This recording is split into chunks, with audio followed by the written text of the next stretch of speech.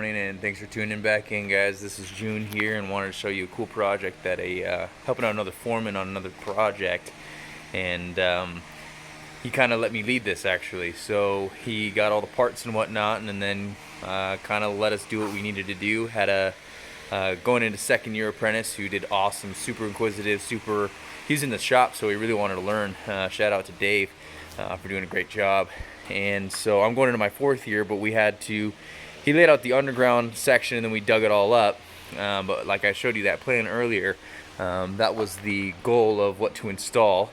And so what you're looking at here is a couple of urinals back there. We got a floor drain, lavs, we got 4 showers with their vents, another main coming over here to catch another urinal over here, another water closet here, and another clean out.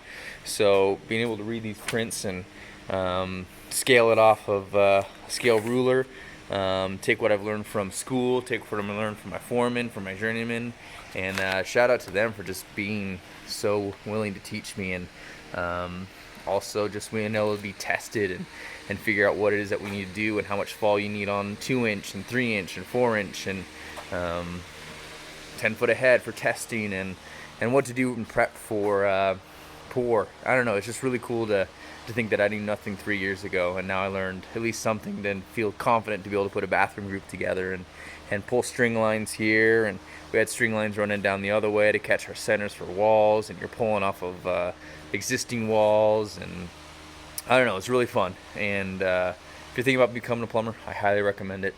And if you guys have any questions, thanks again for tuning in. Just go ahead and ask, and we'll try and help you out.